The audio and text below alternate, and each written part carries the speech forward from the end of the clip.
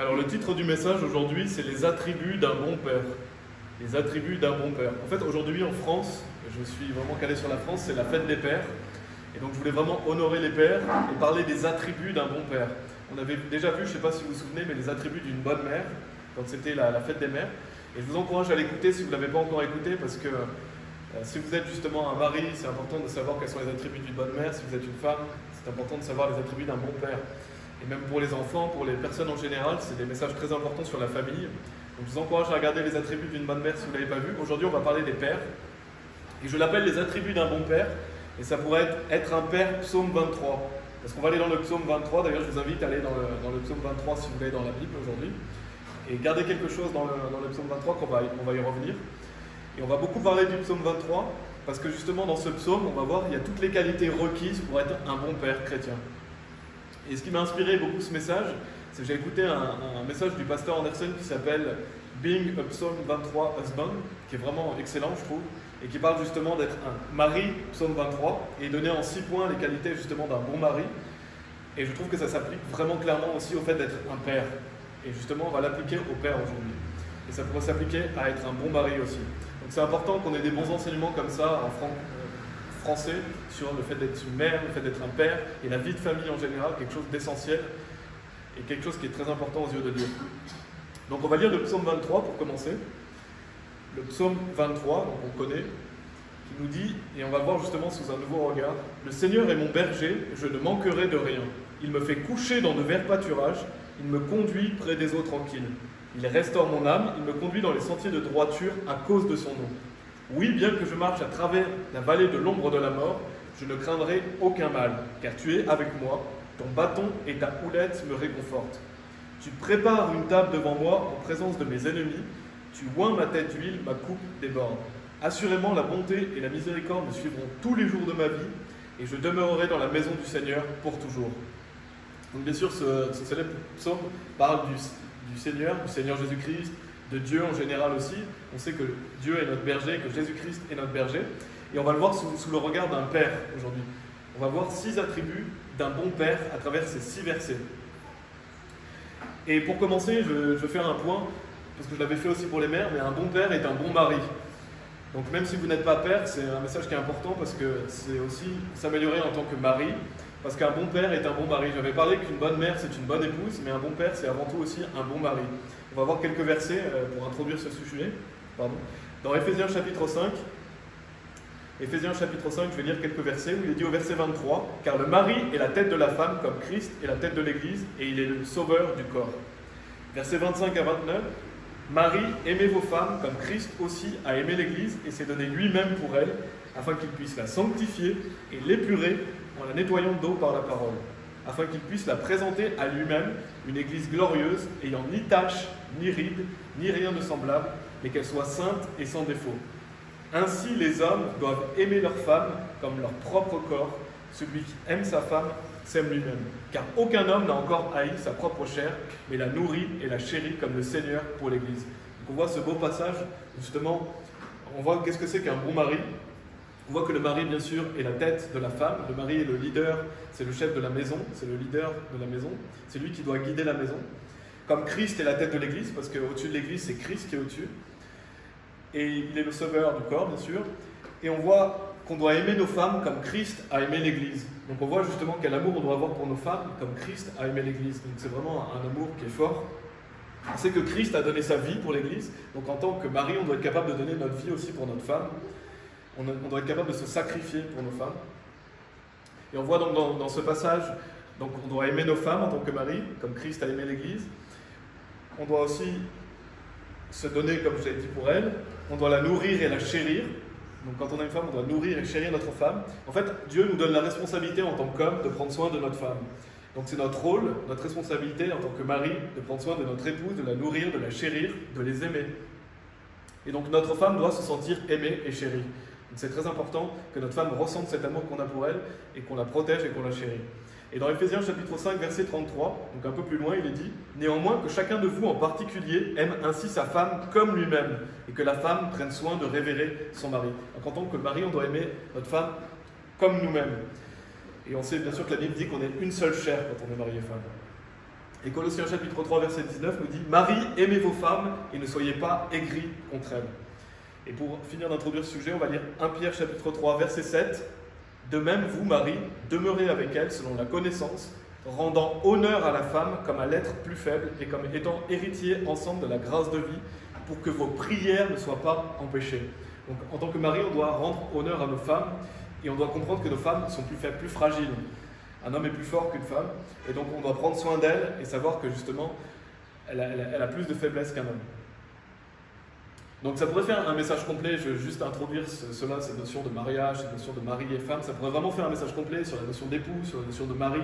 C'est vraiment une introduction, mais c'est important de l'introduire parce que si vous voulez être un bon père, vous devez être un bon mari. Donc vous devez entourer votre femme de bienveillance, vous devez la chérir, vous sacrifier pour elle, lui rendre honneur, elle est un bon leader de votre foyer. Donc maintenant on va rentrer dans le psaume 23. Donc on a vu les 6 versets, je vais aller verset par verset pour donner 6 attributs d'un bon père. On voit au verset 1, donc psaume chapitre 23 verset 1, nous dit « Le Seigneur est mon berger, je ne manquerai de rien ». Donc là on sait que Dieu est notre berger, c'est lui qui nous guide. Jésus-Christ d'ailleurs dit « Je suis le bon berger ». Et il est dit « Je ne manquerai de rien » parce que Dieu pourvoit à nos besoins, il est là, il nous soutient. Et comment ça peut s'appliquer justement au Père ? Le Père est un pourvoyeur pour sa maison. C'est celui qui pourvoit aux besoins financiers de la maison. Et on va voir, à travers les 6 points, je les ai appelés les 6 P, parce que les 6 points commencent par la lettre P. Comme ça nous aide à remémorer. Le premier point, c'est pourvoyeur. Le Père, c'est celui qui va pourvoir aux besoins de la famille. C'est celui qui va aller travailler à l'extérieur et qui va subvenir aux besoins de la famille. Et justement, votre femme, vos enfants doivent pouvoir dire « Je ne manquerai de rien ». Donc c'est important que vous combliez les besoins de votre famille. Et bien sûr, manquer de rien, ça ne veut pas dire que vous allez manger forcément du caviar ou être riche, c'est pas ça que ça veut dire que vous amenez de la nourriture sur la table, vous prenez soin de votre femme, vous prenez soin de vos enfants, qui sait de quoi s'habiller, qui sait de quoi subvenir à leurs besoins en fait, tout simplement. Donc c'est notre rôle en tant que mari d'aller travailler à l'extérieur afin que notre famille ne manque de rien. Et dans 1 Timothée chapitre 5 verset 8 d'ailleurs il est dit « Mais si quelqu'un ne pourvoit pas pour les siens, et spécialement pour ceux de sa propre maison, il a renié la foi et est pire qu'un infidèle. » Donc on voit à quel point c'est important pour Dieu. Dieu considère qu'un père qui ne pourvoit pas pour sa famille a renié la foi et est pire qu'un infidèle. C'est quelque chose qu'on ne veut pas être comme père. On doit aller travailler, on doit prendre soin des siens et on doit pourvoir aux besoins. Et ça c'est depuis la Genèse. On le voit dans Genèse chapitre 3, après la chute d'Adam et Ève, où il est dit « Et à Adam, il dit, donc c'est Dieu qui parle à Adam, « Parce que tu as écouté la voix de ta femme et que tu as mangé de l'arbre duquel je t'avais commandé, disant, tu n'en mangeras pas, maudit est le sol à cause de toi, avec douleur tu en mangeras tous les jours de ta vie, et il te produira des épines et des chardons, et tu mangeras les plantes des champs. À la sueur de ton visage tu mangeras du pain, jusqu'à ce que tu retournes au sol, car de lui tu as été pris, car tu es poussière, et à la poussière tu retourneras. » Donc on voit après la chute d'Adam et Ève, que Dieu a dit à Adam, à la sueur de ton visage, tu mangeras du pain. Donc on voit que c'est difficile, on doit travailler dur en tant qu'homme, à la sueur de notre front, on doit ramener à manger pour notre famille. Donc c'est notre rôle de pourvoir aux besoins de notre famille, c'est le rôle de l'homme. Dieu lui dit à Adam, c'est le rôle de l'homme d'aller travailler et de subvenir aux besoins. Et dans Psaume chapitre 104, versets 22 et 23, il est dit aussi, le soleil se lève, ils s'assemblent et se couchent dans leur tanière, l'homme va à son travail et à son labeur jusqu'au soir. L'homme va à son travail, il travaille dur. Un bon père, c'est quelqu'un qui travaille dur pour que sa famille ne manque de rien. Ce qu'on a vu au verset 1. Ça, c'est le premier point. On va lire le verset 2. Donc, psaume 23, verset 2. Il nous dit « Il me fait coucher dans de verts pâturages, il me conduit près des eaux tranquilles. » Et donc, mon deuxième point, c'est la paix. Un bon père, ou même un bon mari, doit apporter la paix dans son foyer. La paix et la stabilité. Donc c'est très important, en tant que père, en tant que mari, on doit être fondé sur le roc, on est fondé sur Christ, et on doit être donc ferme et inébranlable. Donc on doit veiller à ce qu'il y ait la paix dans notre foyer. Veiller à ce que les choses soient stables, les choses soient tranquilles. On doit coucher dans de verts pâturages, il me conduit près des eaux tranquilles. Donc ça c'est ce que fait Jésus pour nous, il prend soin de nous, il s'assure qu'on soit en paix, qu'on soit stable, la tranquillité. Et donc ça c'est le rôle du mari, c'est le rôle du père, de s'assurer qu'il y ait paix dans le foyer. Et on voit dans Psaume 112, versets 7 et 8, il est dit « Il ne sera pas effrayé par les mauvaises nouvelles, son cœur est stable, se confiant dans le Seigneur, son cœur est ancré, il ne sera pas effrayé jusqu'à ce qu'il voie son désir sur ses ennemis. » Donc en tant qu'homme, on doit être comme justement dans ce psaume, on ne doit pas être effrayé par les mauvaises nouvelles, on doit être stable, son cœur est stable, se confiant dans le Seigneur, son cœur est ancré, il ne sera pas effrayé. Donc on doit apporter la paix, la stabilité, on ne doit pas se laisser aller par nos émotions. On doit être fondé sur le roc et rassurer les gens de notre famille, que ce soit notre femme, que ce soit nos enfants, on doit les rassurer et justement les aider à mettre leur confiance dans le Seigneur afin de ne pas être effrayés, afin d'avoir un cœur ancré et solide. On ne doit pas être instable en fait. C'est quelque chose qui est très malsain pour votre famille d'être instable. Dans Jacques chapitre 1 verset 8, il est dit « Un homme versatile est instable en tous ses agissements ». Donc on ne doit pas être quelqu'un de versatile, on ne doit pas être quelqu'un d'instable. On doit être quelqu'un, quand vos enfants vous regardent en tant que père, ils se disent « Voilà, mon père est stable, je peux être tranquille ». Donc on doit veiller à ça, la stabilité, la paix, la tranquillité du foyer. Donc le père doit être ancré sur la Bible, il est ancré sur le roc afin d'apporter la paix dans sa famille. Et donc il doit être capable d'apaiser les situations aussi, d'apaiser les conflits et de se confier dans le Seigneur. Et donc si justement vous avez des problèmes avec ça, parce que forcément on est humain, on a tous nos défauts, on a tous nos faiblesses, si vous avez des problèmes avec l'anxiété ou avec tout cela, eh ben, confiez-vous dans le Seigneur en tant que père, en tant que mari, remettez vos problèmes à Dieu, ayez confiance en Dieu, déchargez-vous sur lui et Dieu va vous aider, il va vous donner la paix justement pour apporter la paix dans votre foyer. Ça c'est très important, c'est le verset 2 de Psaume 23. Le verset 3 nous dit « Il restaure mon âme, il me conduit dans les sentiers de droiture à cause de son nom ». Et donc le troisième point que je veux faire, c'est qu'un bon père est un bon pasteur. Et par pasteur, je veux dire un leader spirituel. C'est le leader spirituel de la famille. Et le mari, c'est pareil, que ce soit le père ou le mari, c'est le leader spirituel de la maison. Ça veut dire quoi? Ça veut dire qu'il doit guider le foyer, enseigner la Bible à sa femme, enseigner la Bible à ses enfants.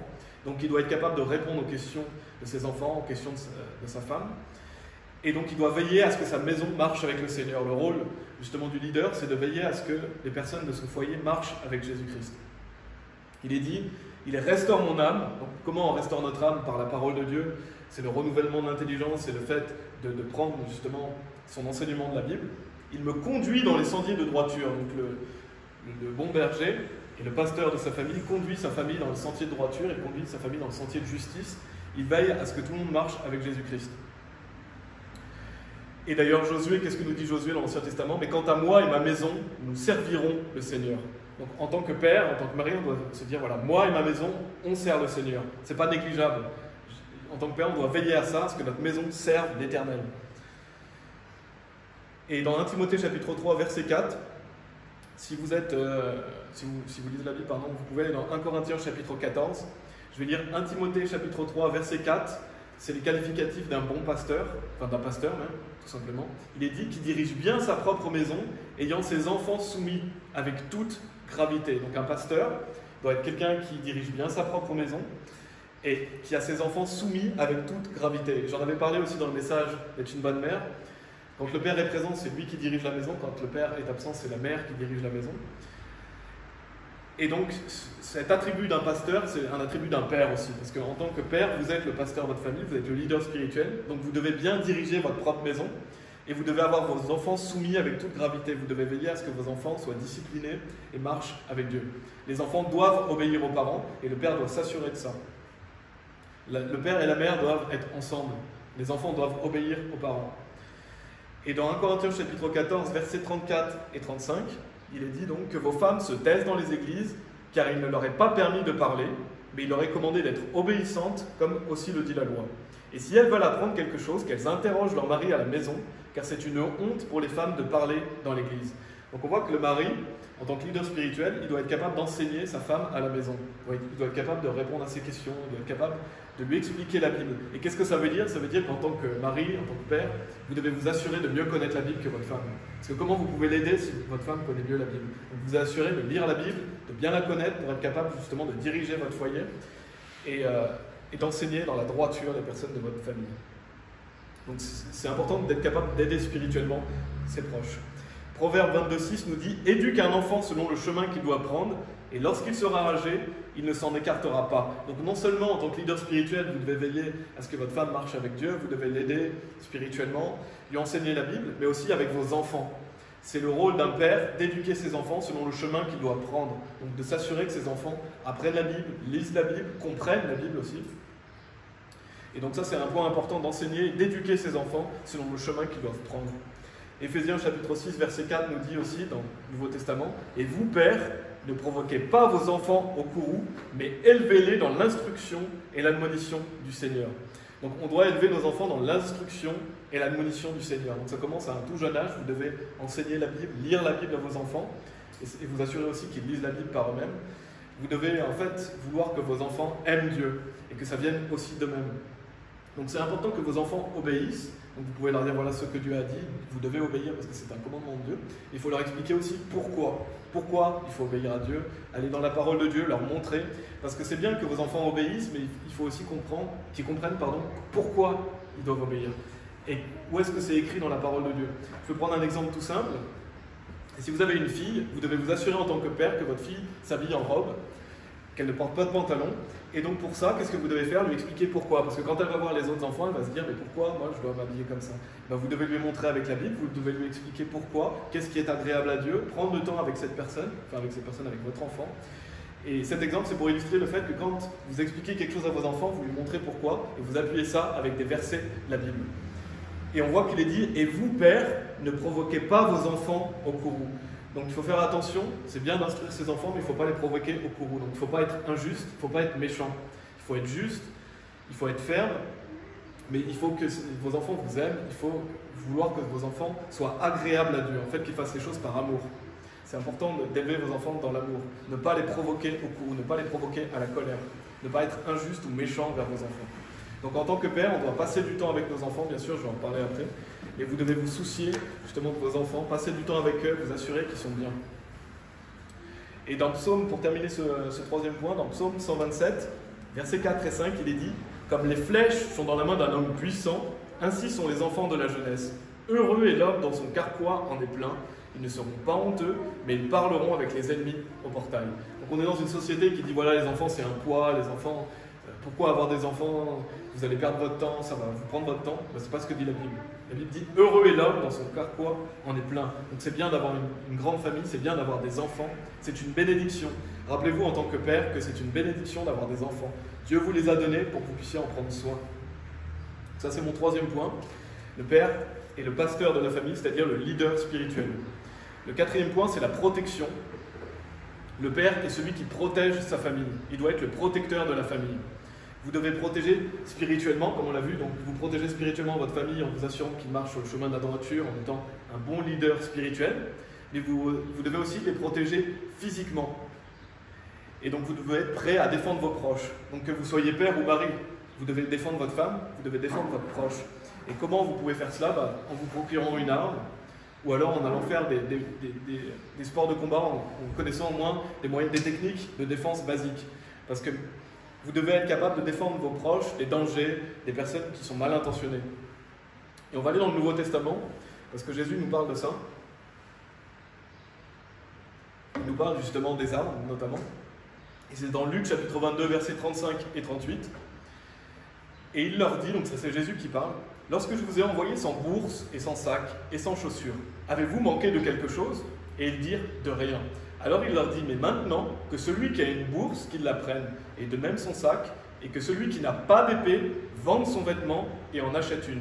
Car je vous dis que ce qui est écrit doit encore être accompli en moi. Et il a été compté parmi les transgresseurs, car les choses me concernant ont une fin. » Et ils dirent, « Seigneur, voici, il y a ici 2 épées. » Et il leur dit, « C'est assez. » Donc on voit Jésus-Christ qui dit à quoi à ses disciples d'aller vendre leurs vêtements pour acheter quoi? Une épée. Pourquoi? Parce qu'ils devaient être capables de se défendre. Ils amènent 2 épées, qu'est-ce que leur dit Jésus? C'est assez. Donc Dieu n'est pas contre les armes pour se défendre, pour défendre sa famille. Donc vous pouvez en tant que père vous inscrire dans un club de tir, avoir une arme pour défendre. Bien sûr, c'est pas pour attaquer, c'est pour défendre sa famille.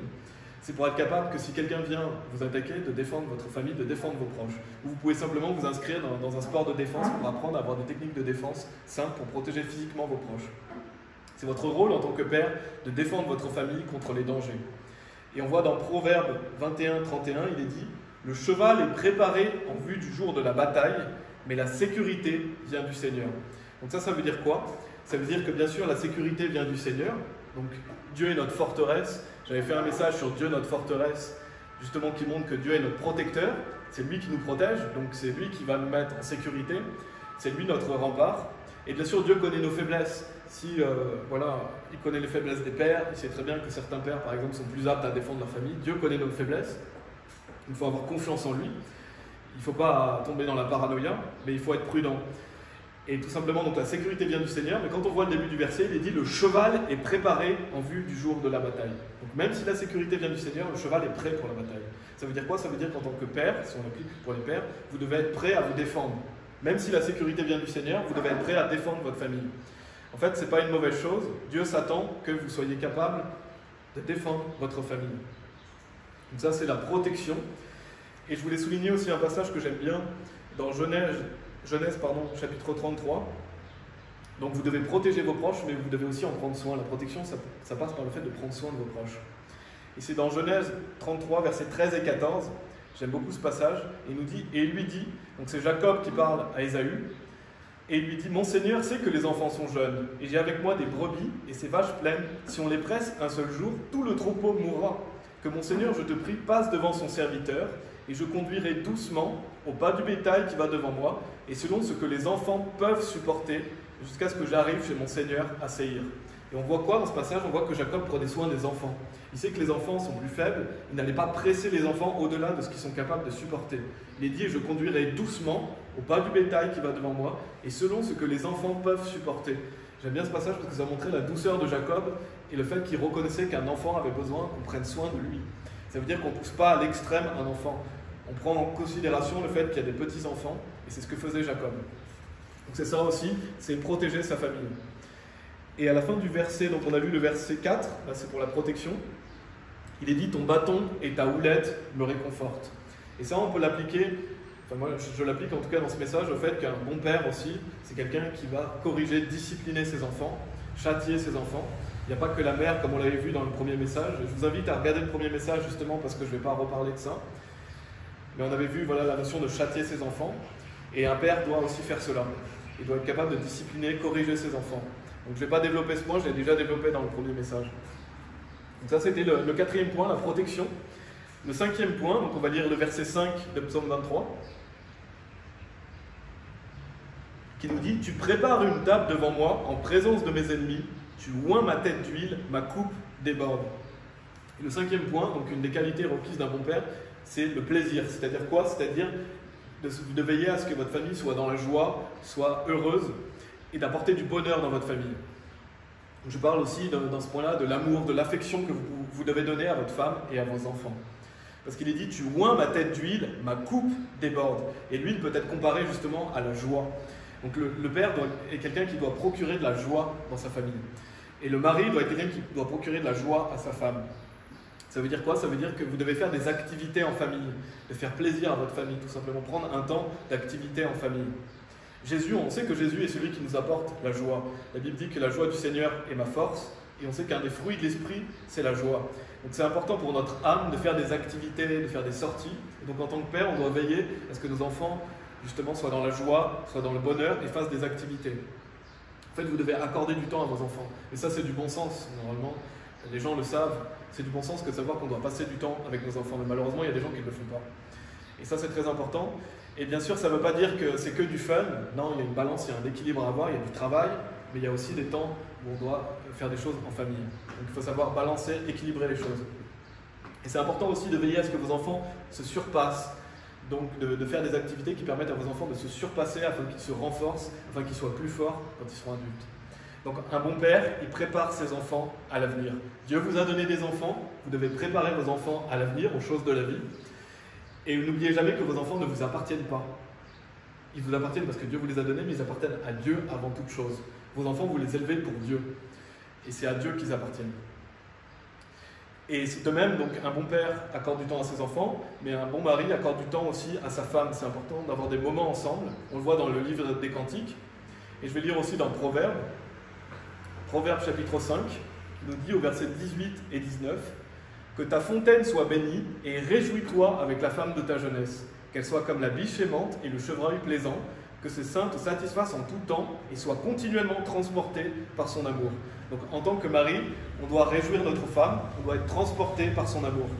Donc il ne faut surtout pas se laisser aller, négliger la relation du mariage, non, c'est quelque chose qu'on doit entretenir. Et donc on doit se réjouir de la femme de sa jeunesse, on doit être transporté par son amour. Donc si on veut justement une famille solide, si on veut que nos enfants soient élevés dans la joie et dans le bonheur, c'est important que les parents prennent du temps ensemble et cultivent leur amour tout simplement, et ça c'est jusqu'à la mort. Une relation de mariage, c'est pour toute la vie. Il faut avoir une relation forte et affectueuse entre un mari et une femme. Vos enfants verront de plus votre relation et donc ils apprendront justement à avoir une belle relation après plus tard s'ils se marient, tout simplement.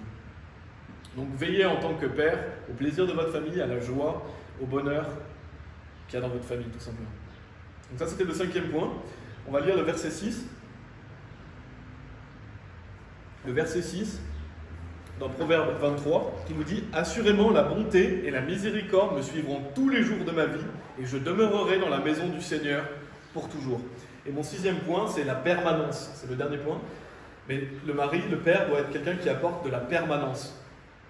Donc ça veut dire quoi? Ça veut dire qu'il doit être toujours présent pour les siens. Il est là, il est présent. Sa femme, ses enfants savent qu'ils peuvent compter sur lui. Il est toujours là, il est toujours présent. C'est ce qu'on appelle la permanence. Et donc vous devez prendre soin de vos proches. Et ça apporte de la sécurité. Ça apporte de la sécurité à votre femme, ça apporte de la sécurité à vos enfants. De savoir, voilà, je sais que mon père, il sera toujours présent, je sais que mon mari sera toujours là. Et justement, votre femme doit être capable de se dire, je demeurerai dans la maison de mon mari pour toujours. Nous, on sait qu'on va demeurer dans la maison de Dieu pour toujours. Mais la femme, votre femme doit être capable de se dire, je sais que je vais demeurer dans la maison de mon mari pour toujours. Parce que le mariage est pour la vie. Et votre femme doit se sentir en sécurité. Elle doit sentir le fait que voilà, vous serez toujours là pour la soutenir, vous êtes là en permanence. Donc ça apporte de la sécurité, et c'est important que vos enfants soient élevés dans la sécurité. Et ça passe par la notion de fidélité aussi. Je vais lire 2 versets justement qui nous parlent de la fidélité. Donc un bon père est quelqu'un qui est fidèle, qui sécurise sa famille. Proverbe 28, verset 20 nous dit « Un homme fidèle abondera en bénédiction, et celui qui se hâte de s'enrichir ne sera pas innocent. » Donc un bon père est un homme fidèle, et donc Dieu bénira sa famille. Tite chapitre 1 verset 6 nous dit « Si quelqu'un est irréprochable, le mari d'une seule femme, et ayant des enfants fidèles, n'étant pas accusé d'être émeutier ou insoumis. » Ça c'est les qualificatifs d'un pasteur, encore une fois. Vous devez avoir des enfants fidèles. Vous devez justement inculquer la fidélité à vos enfants. Mais si vous voulez inculquer la fidélité à vos enfants, vous devez l'être vous-même aussi, bien sûr. Et ça c'est un point essentiel que je veux souligner aussi dans ce message. C'est que quand vous avez des enfants, vos enfants voient tout.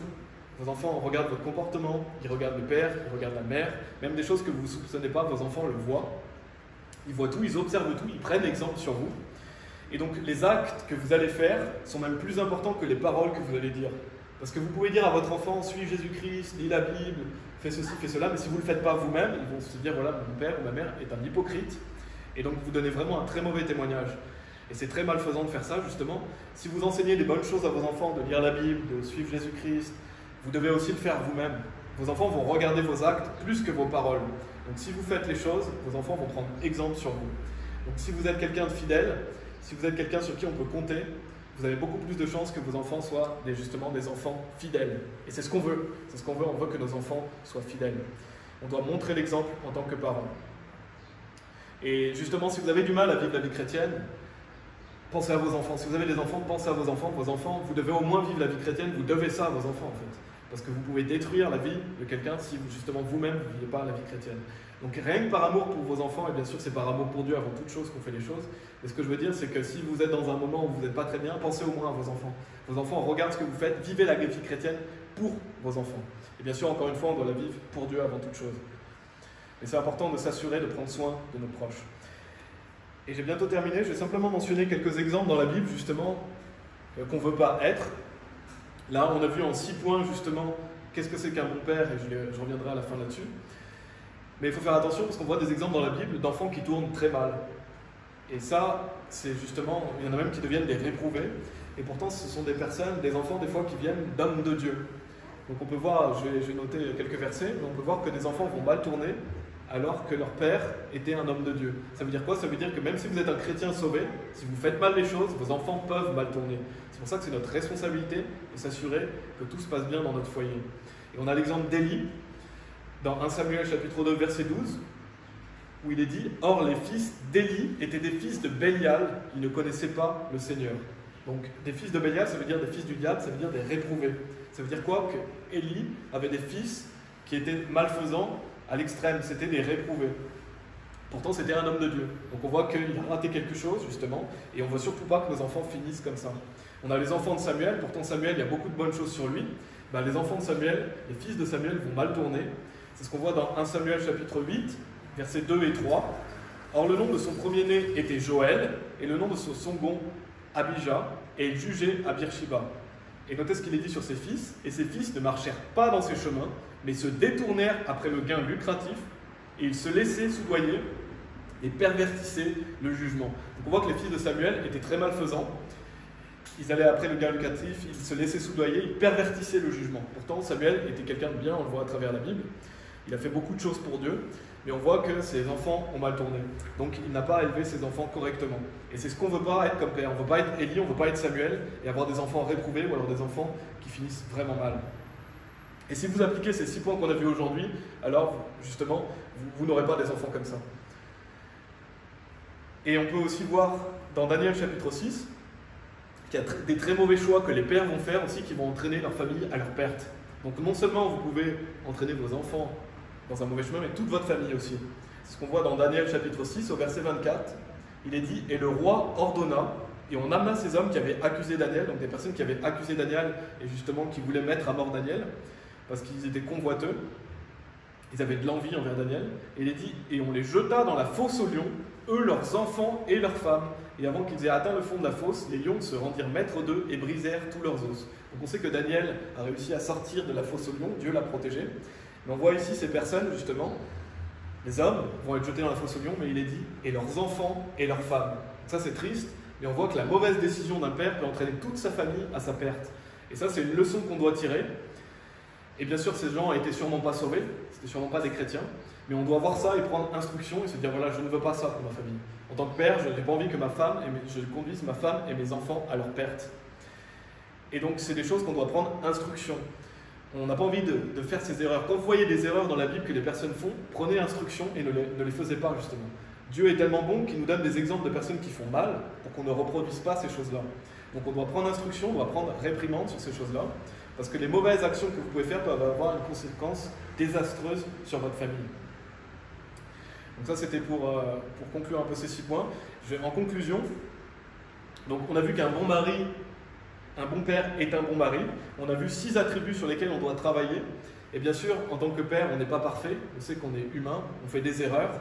Et on doit travailler sur ces points, justement. Si je vous ai donné ces 6 points aujourd'hui, moi-même, je dois travailler sur ces points. On doit tous travailler sur ces points. Parce que la vie chrétienne est une course, c'est un marathon, c'est jusqu'à la mort. En tant que mari ou en tant que père, on doit travailler sur ces 6 points pour être agréable à Dieu, pour le bien de notre femme, pour le bien de nos enfants. Et donc on a vu quoi? On a vu qu'en tant que père, on doit pourvoir aux besoins de sa famille. On doit apporter paix et stabilité. On doit être un bon pasteur, c'est-à-dire un leader spirituel de sa famille. On doit apporter de la protection. On doit apporter du plaisir, donc de la joie et du bonheur, et aussi de la permanence, et donc de la sécurité. On doit travailler à améliorer et perfectionner ces points pour le bien justement de notre famille, pour la gloire de Dieu. Parce qu'oubliez pas que tout ce que vous faites a une répercussion sur les générations d'après. Donc vous voulez que vos enfants marchent avec Dieu, alors vivez vous-même pour Dieu et appliquez les choses que Dieu nous dit de faire. Et ça leur aidera justement à être un adulte chrétien qui suit Jésus-Christ et qui marche avec Jésus-Christ. N'oubliez pas que vos enfants vont devenir un jour adultes. Donc c'est très important de s'assurer de leur avenir. Donc on va prier. Merci Seigneur parce que vraiment les psaumes sont merveilleux, ta parole est merveilleuse. On peut appliquer beaucoup de choses dans le psaume 23. On sait qu'avant toute chose, tu es le premier et que c'est toi notre berger. Mais tu nous as donné des responsabilités en tant que père, en tant que mère, en tant que femme, épouse ou même en tant que personne seule. Et merci de nous avoir donné ce qu'on doit. En fait, ce n'est pas flou, Seigneur, on sait ce qu'on doit faire. Merci pour ça, tu ne caches pas les choses, mais tu nous les révèles. On sait ce qu'on doit faire, il nous suffit de l'appliquer. Et je prie pour que tu nous aides par ton esprit, parce que si on peut faire toutes ces choses, c'est par ton esprit. Je prie pour que tu aides les pères, justement, à élever des enfants, des futures générations qui marcheront avec toi, à appliquer ta parole, à avoir confiance dans les choses que tu nous dis de faire, et qu'on puisse s'améliorer, prendre soin des nôtres. Et que, voilà, que nous puissions avoir de la compassion les uns pour les autres aussi. Et merci Seigneur de bénir nos enfants, de bénir les enfants de tous ceux qui écoutent, afin qu'ils puissent marcher avec toi et être agréables. Au nom de Jésus-Christ. Amen.